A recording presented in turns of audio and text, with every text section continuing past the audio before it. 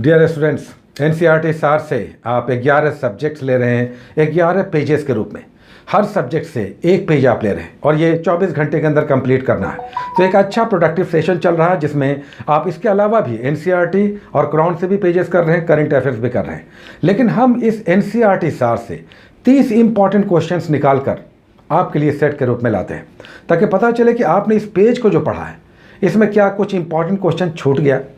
इसके अलावा भी हो सकता है कि आपने इस बुक को नहीं पढ़ा हो, लेकिन इसके अलावा आपने अच्छी स्टडी की है, बिना इस बुक को पढ़े भी आप इसमें से क्वेश्चन बना सकते हैं। चलिए ऐसे ही इस सेट को बनाते हैं, जिसमें आज कट ऑफ होगा 30 क्वेश्चंस में सभी के लिए 22 का। मिनिमम 18, 17, 18 होना चाहिए, इससे कम नहीं चलेगा। चलिए बनाते हैं इस नए सेट को, जिसका पहला क्वेश्चन इस प्रकार है। आज का पहला क्वेश्चन है कि 15 वर्षीय दृष्टि पत्र यानी विजन डॉक्यूमेंट, 7 वर्षीय रणनीति यानी स्ट्रेटजी और 3 वर्षीय कार्य एजेंडा एक्शन प्लान किससे संबंधित है।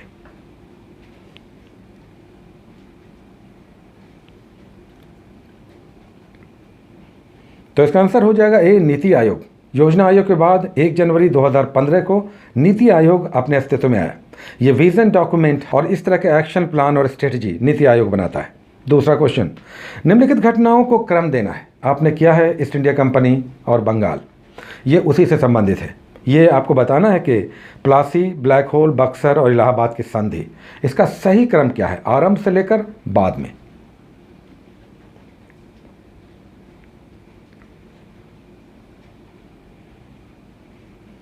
तो इसका आंसर हो जाएगा सी, 2, 1, 3, 4। ब्लैक होल की घटना 1756 में हुई, उसके बाद 1757 में 1757 में प्लासी का बैटल हुआ, बक्सर 1764 में 64 में हुआ और 65 में 1765 में इलाहाबाद की संधि हुई। तो इसका क्रम हो जाएगा 2, 1, 3, 4। नेक्स्ट तीसरा क्वेश्चन, बेकिंग सोडा के निर्माण में किस अम्ल का, एसिड का प्रयोग किया जाता है।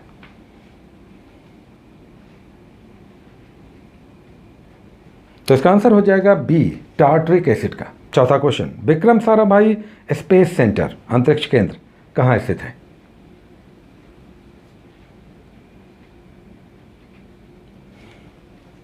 तो इसका आंसर हो जाएगा सी, तिरुवनंतपुरम, जो केरल में है।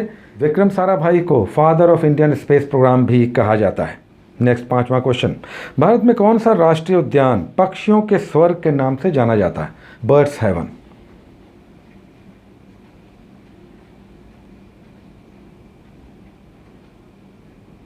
तो इसका आंसर हो जाएगा ए, केवलादेव राष्ट्रीय उद्यान, जिसे केवलादेव घाना राष्ट्रीय उद्यान भी कहते हैं, जो राजस्थान में है।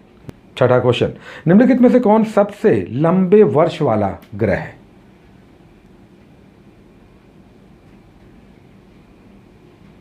तो इसका आंसर हो जाएगा सी, वरुण यानी नेपच्यून, जो लगभग सूर्य का एक चक्कर लगाने में 164 साल ले लेता है, जो कि ये सूर्य से सबसे अधिक दूर भी है।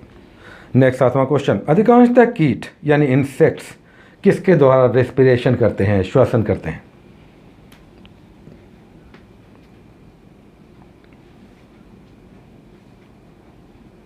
तो इसका आंसर हो जाएगा बी, ट्रैकिया से। हमारे गले के बाद ट्रैकिया शुरू होता है, जिसे विंड पाइप भी कहते हैं। अधिकतर कीट इंसेक्ट्स, यहाँ पर पिक्चर में आप देख सकते हैं, इसके द्वारा ही रेस्पिरेशन करते हैं। नेक्स्ट आठवां क्वेश्चन, सिजदा और पाबोस, इस प्रथा को अपने दरबार में किसने प्रारंभ किया।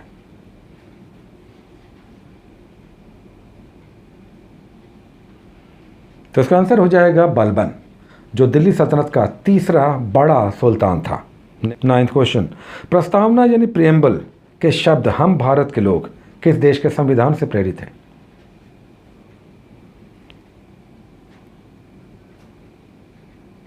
तो इसका आंसर हो जाएगा बी, अमेरिकी कॉन्स्टिट्यूशन से, अमेरिकी संविधान से। 10वां क्वेश्चन, 10 डिग्री चैनल किन दो क्षेत्रों के बीच स्थित है, या कहें कि किसे अलग करता है।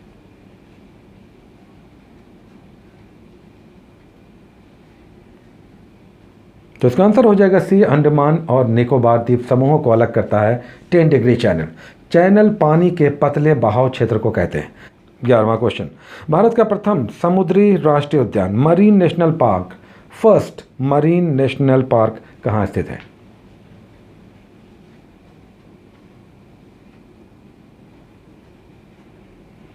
तो इसका आंसर हो जाएगा ए, कच्छ की खाड़ी। भारत में ऐसे 6 मरीन नेशनल पार्क हैं, जिसमें कच्छ के अलावा महात्मा गांधी अंडमान निकोबार में, रानी झांसी मरीन नेशनल पार्क फिर अंडमान निकोबार में, उसके बाद गहिरमाथा उड़ीसा में है, साथ ही गल्फ ऑफ मन्नार भी तमिलनाडु में है, मरीन नेशनल पार्क है, और मालवन महाराष्ट्र में है। नेक्स्ट 12वां क्वेश्चन, ओडोमीटर से हम क्या मेज़र करते हैं? ये डिवाइस क्या मेज़र करता है?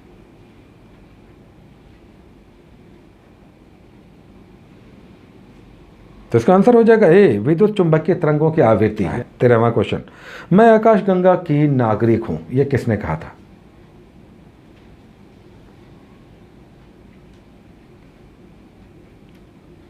तो इसका आंसर हो जाएगा D, Kalpana Chawla. Next 14वां question, Mongol आक्रमणकारी चंगेज खां का आक्रमण भारत पर हुआ था, कब हुआ था, किसके शासनकाल में?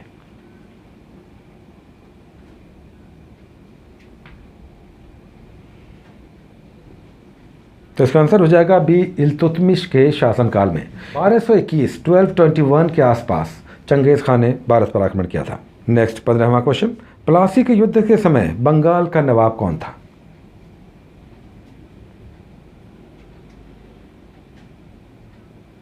तो इसका आंसर हो जाएगा सी, सिराजुद्दौला।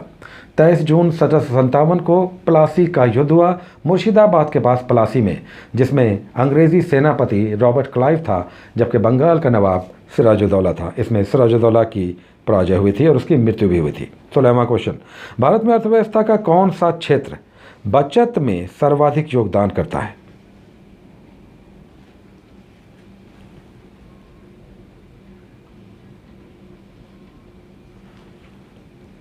तो इसका आंसर हो जाएगा डी, घरेलू क्षेत्र। नेक्स्ट 17वां क्वेश्चन, वे 2 ग्रह जिनके कोई उपग्रह सैटेलाइट नहीं है?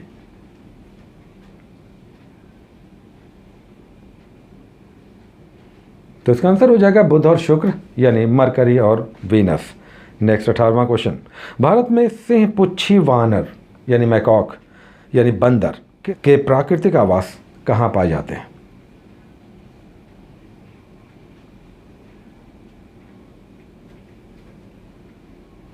तो इसका आंसर हो जाएगा पश्चिमी घाट यानी वेस्टर्न घाट में। इस मैकॉक या बंदर की विशेषता यह है कि इसकी पूंछ टेल लाइन के टेल से मिलती जुलती है, इसीलिए इस मैकॉक को, बंदर को सिंहपुच्छी वानर कहते हैं।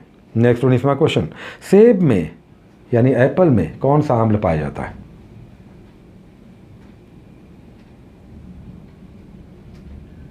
तो इसका आंसर हो जाएगा डी, मैलिक एसिड, मैलिक अम्ल। 20वां क्वेश्चन, 1724 में निज़ामुल मुल्क चिनकिलिच खान ने किस रियासत की, किस राज्य की स्थापना की थी?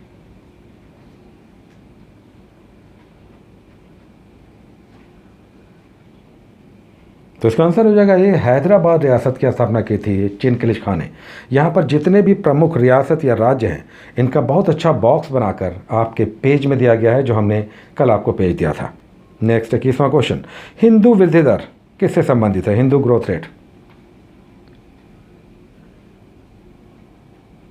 तो इसका आंसर हो जाएगा सी, राष्ट्रीय आय यानी नेशनल इनकम से। 1991 में 1991 में जब भारत में उदारीकरण की प्रक्रिया शुरू हुई, उससे पहले भारत में जीडीपी का ग्रोथ रेट 2%, 2.5%, 3% हुआ करता था। इसी कम आर्थिक वृद्धि दर के संदर्भ में प्रोफेसर राजकृष्ण ने यह शब्द उछाला था, हिंदू वृद्धि दर यानी हिंदू ग्रोथ रेट। नेक्स्ट 22वां क्वेश्चन, क्लोरोफिल के निर्माण में कौन सा तत्व महत्वपूर्ण होता है?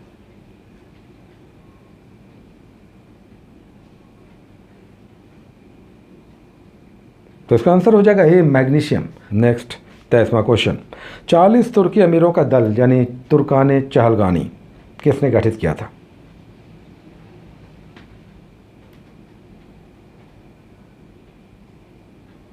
तो इसका आंसर हो जाएगा इल्तुतमिश ने, जिसका बाद में दमन किया था बलबन ने।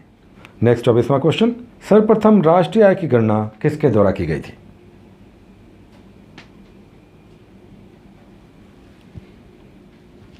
तो इसका आंसर हो जाएगा डी, दादा भाई नौरोजी। 1967-68 के संदर्भ में दादा भाई नौरोजी ने भारत की राष्ट्रीय आय लगभग 340 करोड़ थी और प्रति व्यक्ति आय यानी पर कैपिटा इनकम 20 रुपया। ये उन्होंने अपनी book poverty and un-British rule in India में बताया था। नेक्स्ट क्वेश्चन 25वां क्वेश्चन, भारत के किस क्षेत्र को जैव विविधता का प्रवेश द्वार कहा जाता यानी door of biodiversity in India?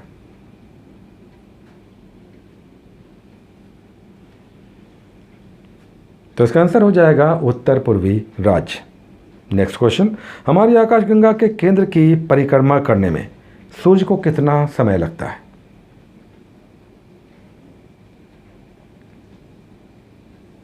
तो इसका आंसर हो जाएगा डी 25 करोड़। 28वां क्वेश्चन, परमाणु रिएक्टर में प्रयुक्त यूरेनियम का परमाणु आइसोटोप कौन सा होता है?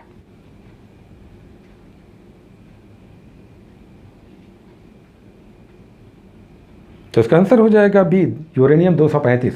नेक्स्ट 29वां क्वेश्चन, डोडो पक्षी यानी डोडो बर्ड कहाँ विलुप्त हो गया, खो गया, समाप्त हो गया, एक्सटिंक्ट हो गया?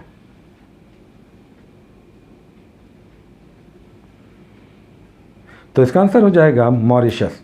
नेक्स्ट 30वां और अंतिम क्वेश्चन, एम स्ट्रिप्स किसके रखरखाव से संबंधित है?